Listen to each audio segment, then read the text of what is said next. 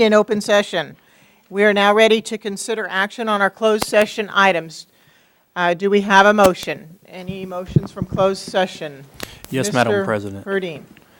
I move to appoint Camelia Holmes to the position of middle school assistant principal and to approve her as a professional development and appraisal system appraiser for the 2014-15 school year, pending her completion of the appraiser qualifications according to the Commissioner's rule concerning educator appraisal provided in the Texas Administrative Code. Second. All right, we have a motion by Mr. Verdeen and a second by Mr. Rice. Do we have discussion? All those in favor of this motion, please say aye. Aye. Aye. Any opposed? The motion passes unanimously. Do we have a second motion? Mr. George. Yes, Madam President. I move to appoint Wendy Nunes to the position of elementary school principal. Second. We have a motion by Mr. George and a second by Mr. Rice. Do we have discussion? Hearing none, please vote. All those in favor, please say aye. Aye. Any opposed? The motion passes unanimously. Thank you very much. That concludes our closed session items. Moving on now to action. We have the the Fort Bend ISD legislative priorities, which are on page 8 and beginning page 9 of your agenda. Do we have a copy of those on our desks? We do not. Okay. So we have it only electronically. Do we have any, well, I guess first we need a motion. Madam President, I move to approve. We would need a second. Second.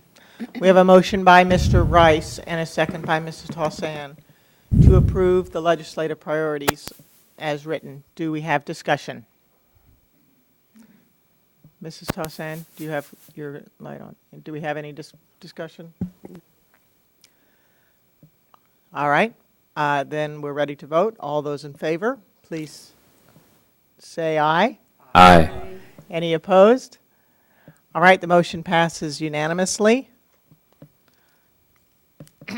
Now we're ready, Dr. Dupree, for our review items. And the first one here, I notice, is the campus staff position. So I'm sure you have some information for us about that. Yes, ma'am. Mr. Bassett alluded to this earlier, and I think he's going to review that with you in a little more detail at this time.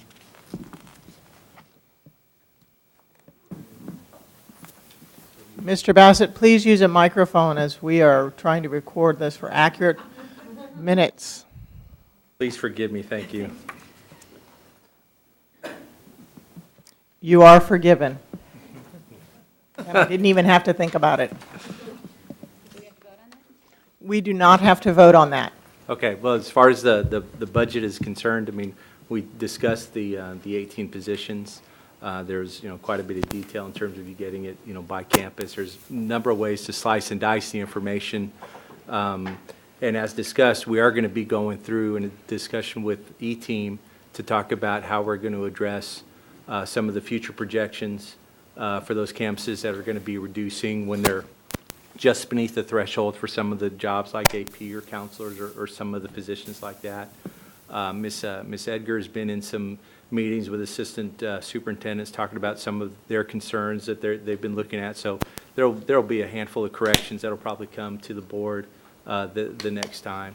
But we certainly feel like what's in place here for these 18 certainly are needed and are covered by the staffing guidelines. All right, I think we have some questions about that. I'll let Mrs. Bailey start.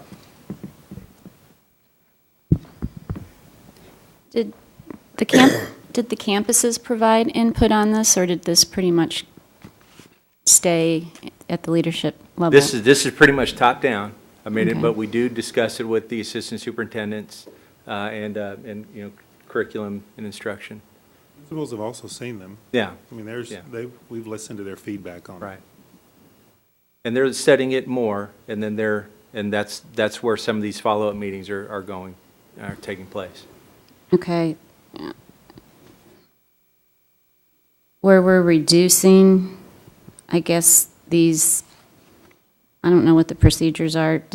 Do they have the means to transfer to where they're needed? So say, for example, you're eliminating a fourth grade teacher at X elementary school and Y needs one. Will these teachers have enough time to transfer? Or are they going to be terminated, or how's that going to work? So currently, right now, we're working through the process of our excess teachers, working with school leadership. We're meeting with principals tomorrow, the ones that are being impacted, and then we're putting together a plan to work with the broader organization to identify who those teachers are, and then how they are transferred to different schools. Also, we're going to have a meet and greet where campuses that have openings will meet some of the excess teachers, and then at that time, make decisions on who they would like to select. And then the teachers will also be able to identify their top 3 places they would like to go. So it's a pretty robust process. We're still working through some of the specifics, but we have our teachers in mind. We actually updated the procedure, didn't we? Yes. I think we've also, just put out email communication, general email communication. Dr. Dupree's put out, making sure that people understood that before the job fair came out to alleviate, I think, some of those fears of folks not being placed. Okay, I guess it would just be a hard job on the principal. This has happened at my kid's school. Sure. I know what you guys you all are doing. I guess it would be hard on the principal to figure out what teacher they wanted. I don't know how, I don't even want to go into that. Okay, I won't go into that. Yes. So basically, this might just change, and did you want to talk about Well, that? I was going to say, share that as we revised DKR for our regulations, we really carefully looked at the language, and we looked at several other districts that have fast growth, as well as what Fort Bend already had in place. We kind of reworded it, so it's a very clear. There's no ambiguity as to which teacher becomes the excess teacher. It's very clear as to when, who arrived on the campus at the district in that grade level, and it follows a process of how they go about determining who the individual is that then becomes excess and then has an opportunity to go to a different school. So it's very clearly lined out for the principals. And then Human Resources will work with them to help determine who is that basically by their hire date.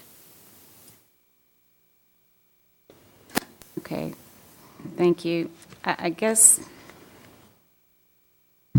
2 campuses come to mind here is Austin Parkway and Commonwealth. We're taking away teachers. I understand why. And I guess it's a question that still has to be answered, but I'm hoping you all are planning, if we allow the siblings to come into kindergarten, that we have the teachers there in place. Does that make sense? We know we have the sibling issue going on, and can the kindergarten or sibling enroll in the same elementary school? What I'm asking for is I'm seeing 2 of these schools losing kindergarten teachers, Commonwealth and Austin Parkway. But I know you're adding to Colony Bend, so I understand the rationale, but I just want to make sure. We are getting that information to determine the ability to add the siblings in. And certainly, we would not have kindergarten teachers determined as excess and then turn around and hire new kindergarten Right, teachers that's to what I'm bring worried in the about. siblings. Right. So we would not move teachers from those 2 schools until we determine that, and that's happening this week. And Okay. we're not having any kind of meet and greet or interviewing this week. So All right. that timing should be fine. All right, thank you. That- All right, do we have other questions, Mrs. Tossan? So you were outlining that procedure or that change in procedure. So the principals don't get to choose who they want to keep. There's a process for that. how's that going over? It's standard practice. Okay. Standard across the state. Okay. I think when you get into issue is when it is subjective Yeah. or based on an evaluation, things of that nature. It needs to be very clearly last in and down the line. And then there's even a procedure that covers, should the principal get a resignation later, after those teachers have been placed at other campuses, there's a certain deadline and a certain order in which they must be recalled in order to fill a position that's vacated. So it's very clear, but having lived through this numerous times in my career, this is very much what we need, because it has to be Okay. for our No, own I protection. There's a volunteer component as well. Some teachers do choose That's to true. volunteer. Okay. Okay, I appreciate that. My business brain doesn't process that, you know. The outside of the school realm, you know. So it's different, so yeah. So you said that the principals have seen Could this. you be really careful that you're speaking in your microphone, because I'm Oh, not sure it's sorry. projecting. That's all right, but I'm, Okay. So you said principals did have an opportunity to see these, because I was looking closely at, Heritage Rose is one of my campuses where my kids go, and we're going to be doubling the amount of students there. So I just wanted to make sure that they were given an opportunity to look at what you guys are proposing and make sure that gels with, what they're seeing from us. Phyllis, do you want to address kind of how we engage the principals on that? You want to address how have principals engaged on this?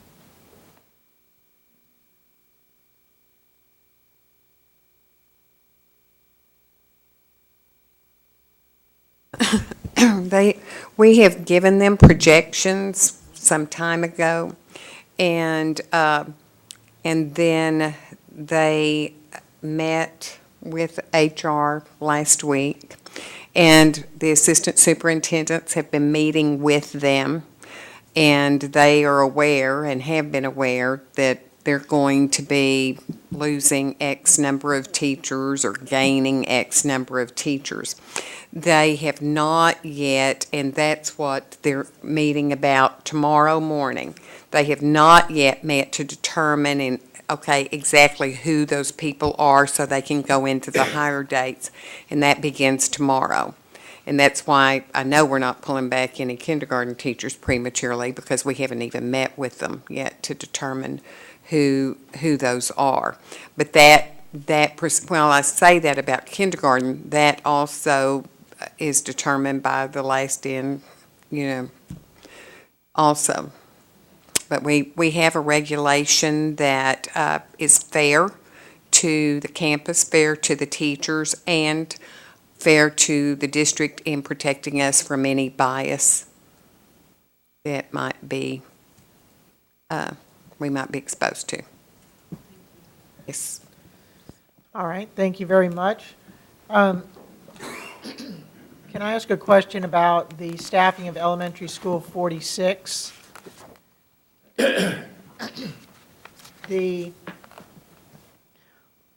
What's listed here, is this based on some type of standard protocol when we open a new elementary school? Are we using demographic numbers? How do we come up with this? It was used with, we used demographic numbers, the projections that we received from PASA for elementary 46, Okay. and the staffing guidelines. Okay, great. And I finally figured out what EIREI music means. It's really actually EL. It took me a couple reads of this. So that's good. Okay, and then I assume we then will use the same process when we're looking at staffing next year for elementary school 47. We'll learn from this experience and our demographic numbers and our projections, and then we'll apply that to 47. Okay. And then my other question, down in the secondary section, there were a number of positions, looked like that were maybe being eliminated, something called hall monitors. Are we not doing hall monitors, or we don't whoops. I think in about page 17, 18, keep going down. There we go. There's one at Marshall. There's one at Marshall, and Part of the staffing guidelines. See, these are the hall monitors are one of the things that was part of the discussion today with the assistant superintendents. And so right now, as part of the staffing guidelines, adding the 3 before to Marshall was outside of the staffing guidelines. And so this was going back to, what the guidelines have in place. And so that was, so again, we're following the guidelines. There may be some exceptions that we bring back to the group, but we're just okay. following the guidelines. I guess I don't know what a hall monitor does, but I just noticed that I saw minuses and no additions, so I didn't know if that was something we were. Yeah, that was an additional, that was added to Marshall last year, just to help them out. Right. And then they're in the middle schools too, Lake Olympia, McCullough, Missouri City, I'm not sure where all, but anyway. Okay, well, maybe we could learn more about that next time when we.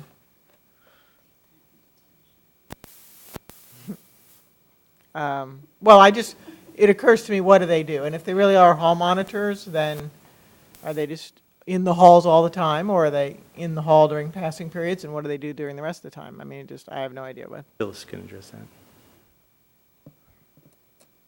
They help with supervision of students, and they do not serve as an administrator. They don't administer any consequences, but they do work in supervision of students, helping at lunch, helping in informal areas such as hallways and so forth, making sure that students don't leave campus and become truant, that they are not absent within the building, because sometimes we assume that when kids are truant that they are leaving the building, and sometimes they are actually within the building but not where they're supposed to be. The hall monitors that I'm aware of, one of the things I think that they've done and done a very good job of is establishing relationships with the students, and some of them have done a really good job of that, and the students are very responsive to them. And because they don't appraise teachers, they don't go to ARD meetings and the other things that administrators do, it's kind of boots on the ground full-time. But that is what they literally are in the hallways all the time. Okay, so we're not eliminating the concept of hall monitors, we're just reducing the number at these various schools? Or? All right, well, we don't have to answer it now, but maybe you can find out about it and let us know in the future, like before next week when we vote on it. Any other questions on this item, on this campus staffing? Okay, then we're ready to move on. Item B is the Memoranda of Understanding. My organizational OCD caused us to group all of these together in one. I admitted it, okay? So I admitted it. So we have them all listed there. Do we have any questions? We can go through them one at a time, or if you have a question on any certain one. Mrs. Tossan, I appreciate you fully. Go Waiting ahead. to be called on. I'm My sorry. only comment out of all of your OCD packet here is that in the project search memorandum of understanding, Exhibit A is not attached. Yes, I noticed that, and I had to assume that Exhibit A was the memorandum of understanding, which was in the Dropbox, but No, it's not. It's referred to in the memorandum of understanding as being attached, and it's the criteria, and it's not there. okay, well, I'm sure that our, And I say that because I was interested in reading the criteria. okay, so let's look for that and make sure that's out there. Oh, for sounded everybody. good. Let me just make sure I don't have any other. Yes, scroll through at your leisure.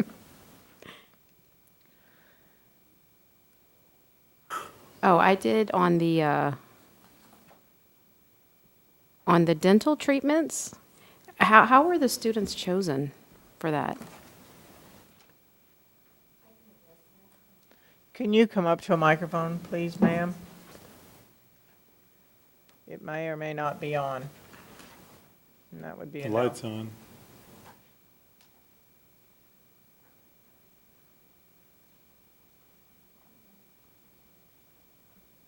Now it is.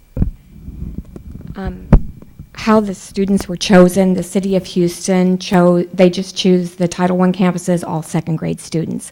And I believe the reason that is because they're doing sealants on those molars that are coming in, and that's the age group when their molars are coming in.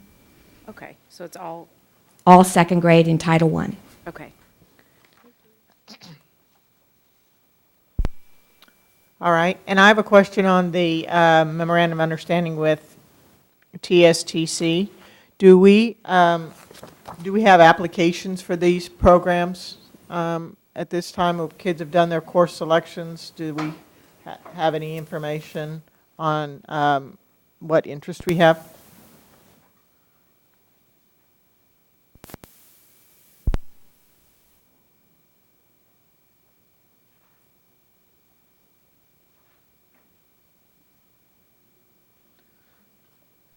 There we go. Okay. We currently have 75 students that we've accepted into each of these programs. The students applied to the Tech Ed Center. We have no idea if the memorandum is going to be approved at this point in time, so what they did is they applied to our current program. The current program has been certified by TSTC.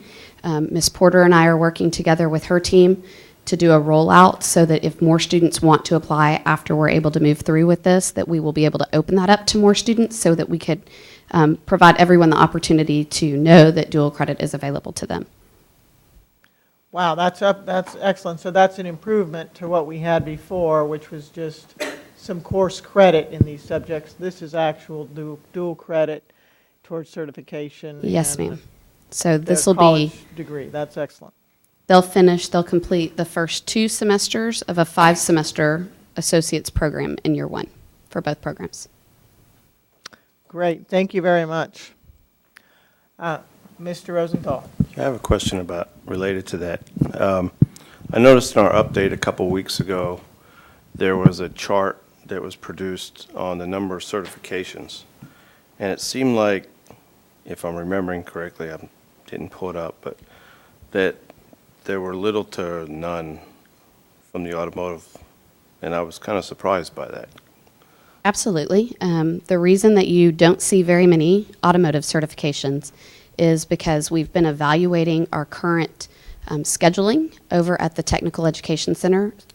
This year and previous years, we've run a 3-block schedule, which means we bus students from their campuses in 3 different shifts.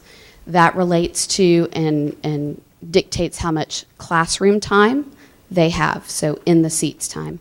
They receive credits by the class, but most certifications require that you meet a minimum number of hours before you can actually sit for those certifications, especially because our automotive program has a NATEF certification, and NATEF is very stringent and very strict about that. So one of the things that we've done is that we have changed that for next year, so we will be on a 2-block or a 2-period rotation so that the students can have enough minutes in the seat, classroom instruction, to actually satisfy sitting for those certifications.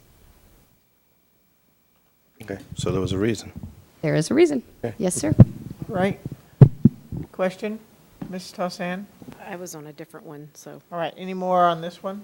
Okay, go ahead and go to yours then. On the Spark School program, is that part of your cluster? I don't want to get ahead of you. It's, yeah, no, we're not quite there yet. Okay, then I will wait.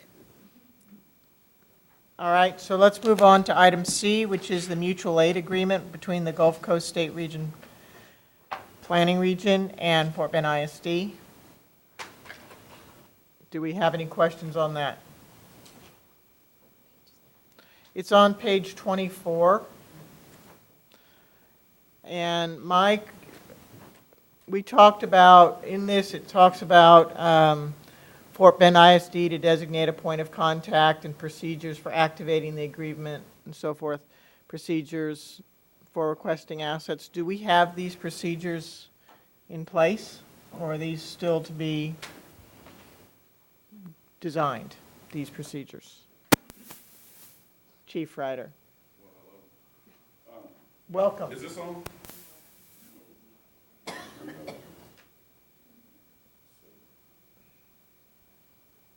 Okay, now it's on. Yes, sir. Tonight with us, we have Mr. Jeff Braun from the Office of Emergency Management. He is the Emergency Management Coordinator for our county, and we have Mr. Steve Dancer, who is the Emergency Management Coordinator for Fort Bend ISD Police. So I would like to ask Mr. Braun to address that question because he knows those processes and procedures. Good evening. Actually, that question is more related to whether you have policies on how you would do it. I will say this much from the goal of this program is to put an agreement in place prior to a disaster. If we don't have that, then when we try to get reimbursements in the future, and that's whether you're a receiving party or a responding party to a request for aid, that's going to kind of gum up the works with FEMA. So if, for example, there was a request from the county where we needed a couple buses to help us, and in the past that's been something where there's been sharing. This is kind of a housekeeping measure to make sure that we have all the paperwork in place beforehand. In terms of what process you might use, in obviously a lot of issues, and I don't want to speak too much, but in all the other school districts across the county have already adopted the agreement, and I believe, you know, a lot of it stays in place with the board in terms of having authority unless they choose to delegate it down to somebody else, whether it be the superintendent or whether it be somebody else. I don't know if Steve, you know, has a more specific. Yes, I am the first contact, and then it's Chief Ryder, Lieutenant Hullab, and then Lieutenant Harvey. So we have it's 4 deep on how we go about it, and then it will go through Dr. Dupree with his approval. Okay, thank you very much. Any other questions? All right, let's move on then to item D, which I believe is the Sparks. The first one, right? My question is, I see that we say here that Fort Bend ISD must contribute $5,000 to the project. So my only question is, is there any other cost to Fort Bend ISD? Because I noticed here that we'll have to manage it. There were a couple other things that made me think there might be cost over and above just the $5,000 contribution. Yes, Ms. Desana, just, you know, our staff time, if, you know, would be included in that. But those are the costs, $5,000 from the district and then a fundraising goal of $5,000 for the campus. So Staff time. Staff time, we'll from Design and Construction Department, we'll have a project manager assigned. And so that'll be the specific staff time, and then I'll have some staff time, but not full-time on it. You're welcome. Mrs. Bailey, go ahead. The fundraising, so Ridgemont has to arrange to get 5,000 raised. Yes, ma'am, it's a goal. It is not a project stopper if that were not to occur, but it's a goal to raise awareness and to get buy-in from the community. Okay. And in speaking with Ms. Ruckman, she has become more comfortable. We have several community member names that we're going to bring in and try to you know, help generate the interest so we're not just leaving them out by themselves to do this project. And it almost seems like this is an opportunity, we talked last month, I think, about, you know, helping one school help another school and bring in some best practices and organizational strategies and things like that. So that might be an opportunity to try it out, since we know we need to raise that money that maybe the Community Relations Department can help organize that. Mr. Rosenthal? Somebody who was here earlier was saying that they thought there was already a park there. Is that not true, or? There are playground facilities there, but this will be in addition to what's Okay. there. Kind of like at, oh, geez. Colony No. Bend? Yeah, I guess, or one of the other ones, the one I'm thinking of, the one at Lexington Creek. Yes, sir. We've had several tracks built and things like that. So there's so many good ideas out there that how to beautify the campus and make it a functional park as well. And so it's really pretty exciting. And Spark is actually outside of this $90,000. They're actually providing a landscape architect, and they've already selected that person. So we will have real professional drawings to bid from. And it's a real project, legitimate real project. Thank you. Excellent. Well, it sounds very exciting, so thank you. You're welcome. Thank you. Yes, ma'am, if you could come up to the microphone, that would be great. Are you- Kathleen Ownby, yeah. And I'm the director of the Spark program out of the mayor's office, the city of Houston. And we've worked with over 200 schools in the Houston, Harris County area on Spark parks. And we're excited. We've worked with over 12 school districts. And we're excited about adding one in Fort Bend ISD in Fort Wayne County. And I would like to introduce Donald Perkins, who is here. He's the chief of staff for Councilmember Larry Green, city council member. He also serves on the Spark board, and so we're very interested in getting y'all's interest on this program. And there's $90,000 of federal funding that comes through the city that will be allocated towards this project. We've already gotten a commitment of $5,000 from Cross Bank for this project. As Will said, every school that we work with is giving a raising $5,000 because we want buy-in from the students in the community, whether they do a penny drive, whether they let the women cans, whether they sell cookie dough, whatever they set to school. But we want some buy-in from the students. And I have some calendars and coloring books that I'll actually just leave out. Thank you. Thank you very much for being here tonight, and thank you for this. It sounds like a very exciting project, so we appreciate you very much. All right, our next item is item E, which is the audit engagement letter with Whitley Penn. Do we have any questions or discussion on that?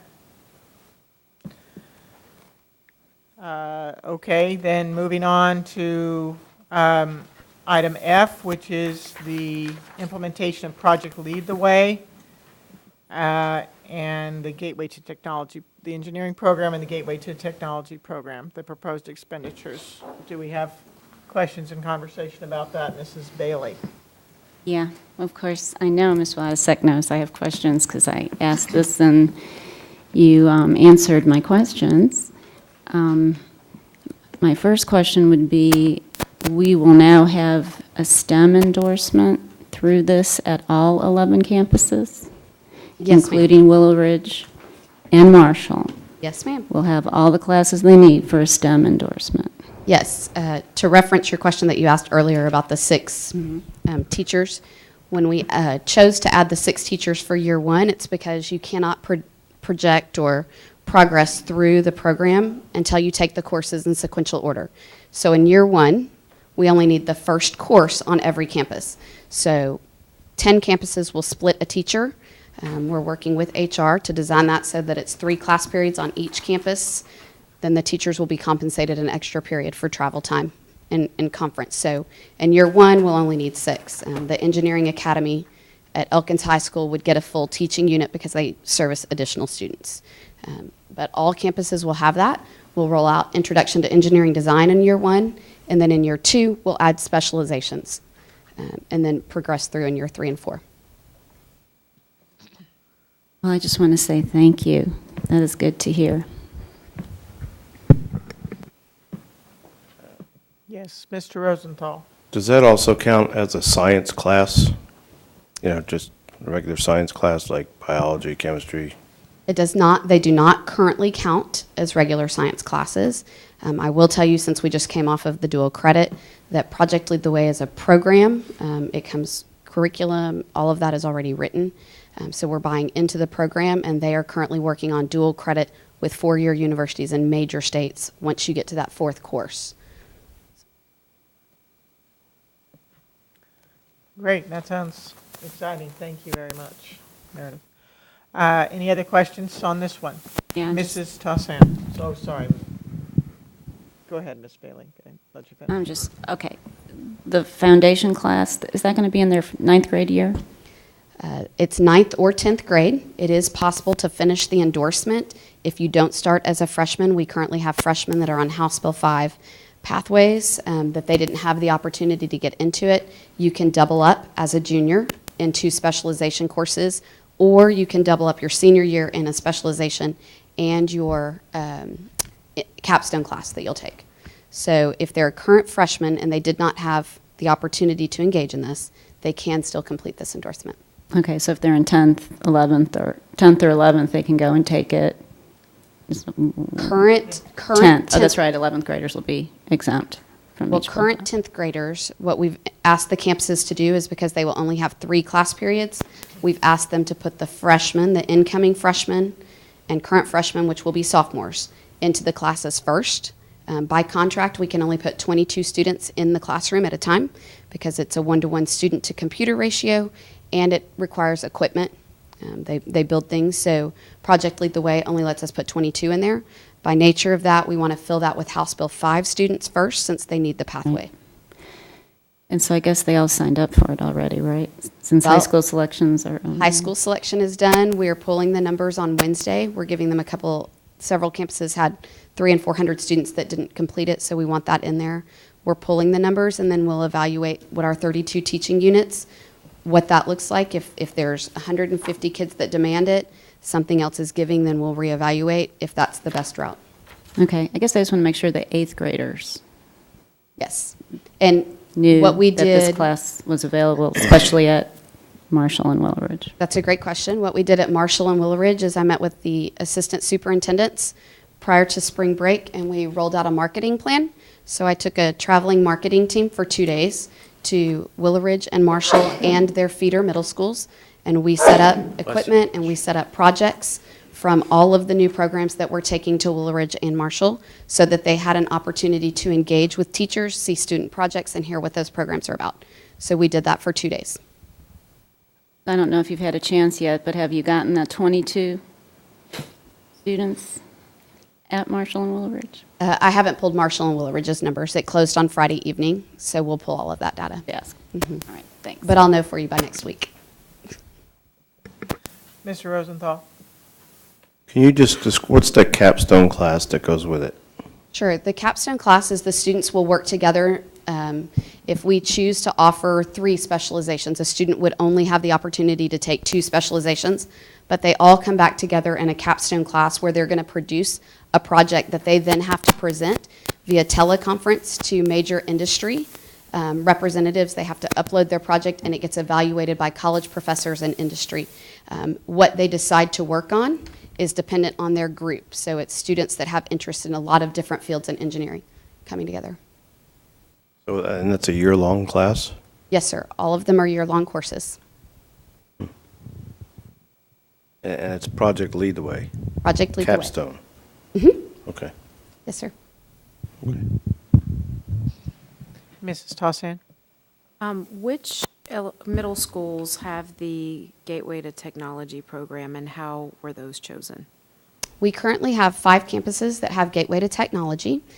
We have Baines, Bowie, Crockett, Garcia, and Quail Valley. Those 5 campuses currently have it. Prior to my coming in here, they started some work on seeing who would like to pilot that program.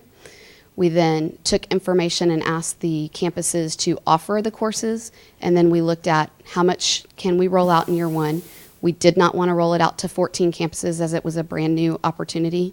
And then we also needed to engage and think about what that looks like as far as how many high school credit students are earning, because it does count for high school credit in the middle school. The way we chose those 5 campuses is because they had the highest student sign-up rate, if you will. We looked at their course numbers. Only 6 campuses at that time chose to put it on their course selection sheet. And so out of those 6, we knew we could only go with 5. We have talked about what does that look like in the future. This year, we were focused on House Bill 5 and looking at high schools. And so one of the things that CTE is doing is we're currently evaluating where we stand in the middle schools and what that is going to look like moving into the future. No changes will be made for the 15-16 school year because we need to study that. Okay, thank you. Thank you very much. Do we have any other questions on this? Thank you very much. One sorry, quick. Ms. Rosenthal. So the 303,000, is that kind of just for next year? So I can tell Or- you that once we start new CTE classes, we start generating different funding, weighted funding. And so as we roll out additional CTE teaching units, then we start to see an income from that. We don't have that income yet, so we have to start somewhere. That $303,000 will cover all of the original equipment to put into those rooms, so that is not a replacement every single year. Recurring costs are things like teacher training. That will fluctuate depending on what our programs look like, how we add staffing to build those out. So the cost of teacher training will change. Things like the furniture, once it's in there, it's in there. As we add new programs, we will add things. However, as we're building our budgets right now, we're allocating money for those programs and moving forward. So I don't anticipate coming back to you saying I need another $300,000 every year. Okay, thank you. All right, thank you very much. I think that answers everyone's questions. All right, the next item is item G, the naming of elementary school 46. Do we have questions on that? Does the family of the proposed names that are being considered know about these, or? Yes, they do. Okay. All right, 47. Any questions on that? Then we're on to purchasing, which is page 36. First item on purchasing is the library materials and supplies.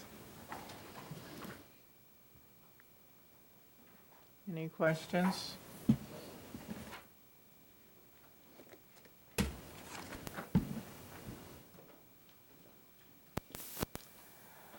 Next is the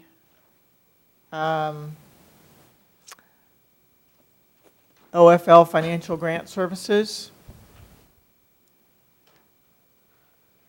Do we have a question on that, Mrs. Tosan? I do have a question. I'm a little confused about the requests, because it appears to be that we want to hire the consultant to come in and maintain financial accountability, compliance, et cetera, so I understand that. But when we get to the bottom and start talking about Mrs. Longoria's service, I got confused about whether, are we hiring the consultant to replace her? Or are we gonna, I'm just confused. No, I understand. Ms. Longoria is the consultant. is the- She's in place right now. Okay, so she is the consultant, but it seemed here that she was, was she the consultant before, trained someone, that person left? I'm just- Exactly. No, that's exactly right. Okay, so she's back to play that role again? She hadn't left. Okay, Okay, and so, I mean, she's still here. But the plan is to extend her longer than we had originally planned, which put us over the threshold. okay, so she is the consultant, and we're expecting her to continue through the end of the year. Yes, ma'am. And then next year, we're going to, We would have an employee in her place.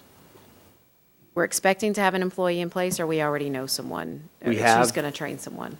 She'd be training, there's a temp up there now who may apply for a job that was vacated, but we would need to add another paraprofessional position there to be able to handle the full load and to be able to absorb this knowledge that she has, because she's very experienced. And we don't want to lose, we don't want Yeah, to it's lose very out on that. complex, so that's why I was wondering, I guess some of my confusion was what were we going to do going forward to get someone in? So we expect her to have her train someone. Right. And just dump all of that knowledge into another. But also, I mean, if the two folks are working together, we won't just be one deep there either. I mean, that's the plan. I mean, in any of these kinds of situations, for any of these kind of positions, we don't want to just be dependent on one person. But we expect that exchange to take place next school year, next fiscal year? From the consultant to the new staff, Yes. we hope would happen before the end of June. Okay, thank you. That's quick. So this is a contract to cover this I'm still confused. This is for this person from now until the end of June? Well, actually, she was already on board, and we didn't think that we would need her for the full year, but when we had the turnover that we weren't expecting, that's when it came up, hey, we're going to need to keep her longer than expected, and that's why we had to add to the contract. And so we're just doing a contract amendment to add the additional time. She was training someone to take her place because she was just hired on a consultant basis. And that individual was hired by another school district. So we were back to the drawing board. So we have to have her stay longer than we originally anticipated, driving that cost up while we are looking for full-time people to fill the positions and Okay. get training. And did we approve somebody last month? Did we approve a position last month that was doing something in the finance department that was related to these federal programs? or- So the one that was approved was for the SHARS, the Medicaid. Okay, And that's, I mean, they sit in the same area, but it's different. okay. Thank you. I thought I remembered something. All right, do we have any other questions on this one? All right, next is the security replacement and maintenance, all rolled into one. Economies of scale, I guess. So I do have something, not a question, but a comment. Go ahead. So I've been attending the Houston-Galveston Area Council board meetings, and one of the things we discussed approval of at this past board meeting was a grant program from the Office of Homeland Security, and surrounding counties and school districts can apply for, or can make application to gain some of this money in the area of safety and security. And there's lots of different things you can apply for. Have you guys done that before? Is that something that you know about, that we've applied for? Yes, actually, HDAC is a grant that we applied for 2 years ago, and we received 3 vehicles in that grant. And we just got board approval last month to apply for 2 positions to do the elementary school resource officer program. That is also through HDAC grant. Okay. So I didn't see it on the list, though, that we approved this past week. So I guess I'll go back and look again. Maybe it's through something different. Yes, it was approved. We put in the application and they received it. It was signed off on by Dr. Dupree, and so now we're just waiting for our turn to go sit in front of the board and Oh, okay, that's give why. us our- It wasn't on our last board meeting, so it should be. Yeah, we're waiting for our turn to go plead our case. Okay, good. Sounds like you have one can't friendly wait. face there when you go, so Yeah. that'll be good. I like that. Okay, thank you. All right, do we have any more questions on that? The security? Just- Mrs. Bailey? Just one. I'll get my glasses on. I noticed that the top 3 got 0 points for vendor services based upon certified standards. Can someone explain what that is? There are certain required certifications that the district would require for somebody to come in and do this kind of work. So what that means is that those particular vendors did not have the adequate certifications or did not prove that in their proposal documents. Chief, do you have anything that you'd like to add to that? No, I don't. I wasn't part of the process for this process. I was for the cameras, but not for this this particular CSP. So I guess that's not important to have the certifications. No, well, it's important to have the certifications, but it's just one requirement out of many. They got 0 points. I will say that Just a comment. Can we look and see if they have appropriate, yes. The certification Design Security was the only company. Our current access control system is called WinDSX, and it was the only provider. Design Security is the only provider for WinDSX out of all of those companies. And do we like this WinDSX Yes, service? we've had it for years, so. Just Otherwise, sometimes you have to ask the obvious. Otherwise, we'd have to switch our entire program around if we go with a different company. And Design Security Control has been working for our district for a number of years, providing these services already. So we know their reputation, and we're pleased with their work. Okay. Mrs. Toussaint. I did have one other question while you're on the hot seat there. Sure. I noticed that the total dollar amount, or so the original planning number for the 2014 bond was $3,415,000, and now we're saying that $3,516,000 will be funded through the bond. So what's the reason for the difference there, the $100,000 increase? You want to address that one? We talked about that one? 43. We talked about it. You want to take a stab at it? The inflation aspect of the projecting for the inflation on the parts and labor and the systems that we're bringing on, and also the new parts for the new bond over the next 5 years. When these numbers came out, these were all part of the Safety and Security Master Plan, which is now about yes. 2 years old, and so these numbers didn't get changed much from that time, and so now as we go out for bids and we start looking at these, it went up slightly. So how does this impact the bond? Do we have contingency? We're gonna be fine on that because, I mean, we're gonna come in way below on the cameras. So it's offset. Oh, yes, yeah, well, way more, way farther below this increase. Good job. So, Okay.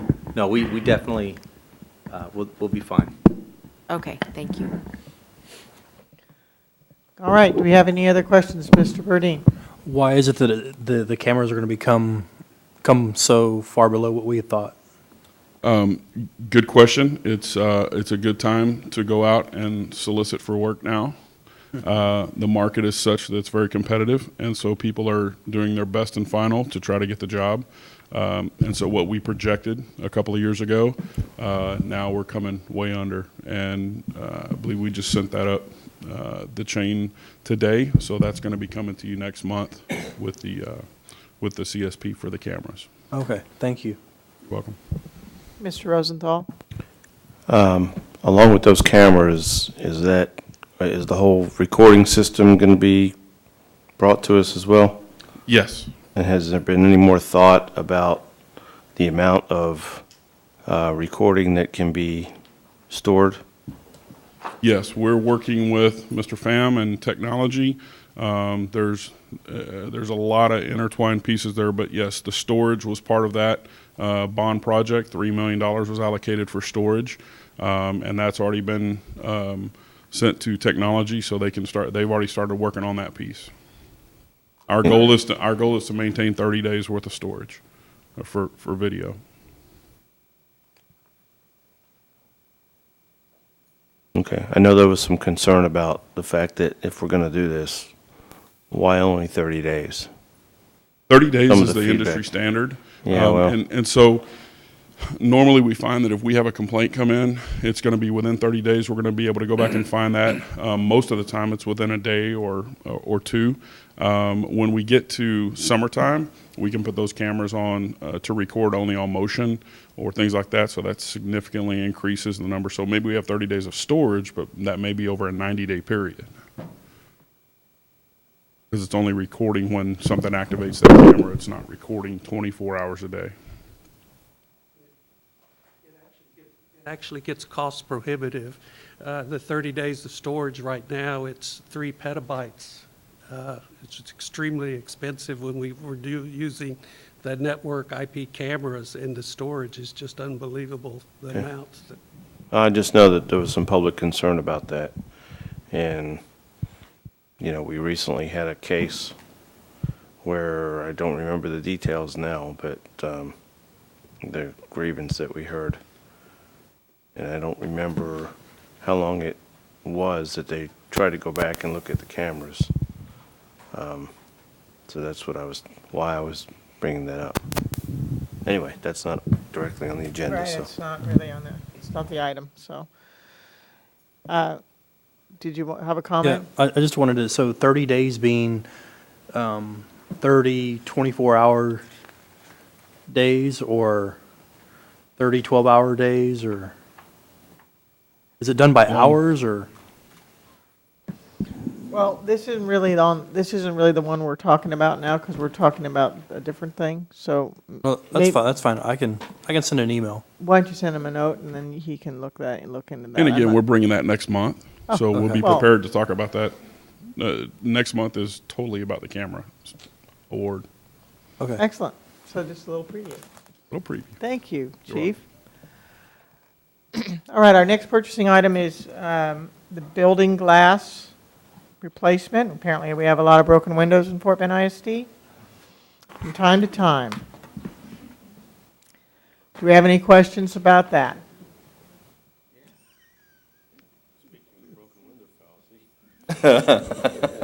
Maybe we should break some more. Okay, it's getting late. Let's keep going. How about depository services? Let's do some banking. Do we have any questions on this? Okay, I'm scrolling through. Budget amendments. We're to budget amendments now. Any questions on the budget amendments? Jenny, Mrs. Bailey, please ask. I just have to compliment Mr. Bassett on the way you were so proactive about this. To the penny. You're pretty good. Thank you. No, I have a very good team in our area. We have a very good team. All right.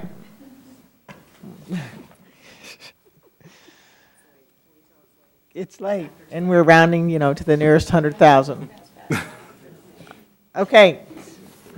Any more on the budget amendments? Then we're into donations, cash donations, over $10,000. Drawback Elementary.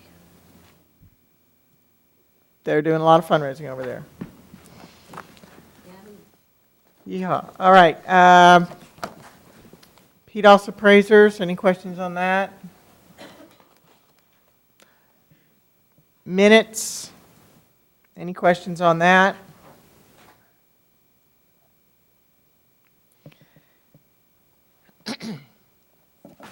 And then last thing is the order of election. And I don't know where it was, but where's the list of the did the public have access to the list of the polling places? They did. That was actually in the last month when you called the election. Okay. And that was all public information at that time. Okay, so this is just mentioning that it's here? Yes, this is Not just the actually having it contract. here. Is it? Okay. Okay. Do we have any other questions? All right, well then we're ready for our audience response to agenda items. We don't have any audience response because the audience we've outstayed the audience. So then we're ready for adjournment. Do we have? Motion to adjourn. We have a motion to adjourn this by Mrs. Bailey and a second by Mrs. Talasan. All those in favor, please say aye. Meeting adjourned. Thank you so much.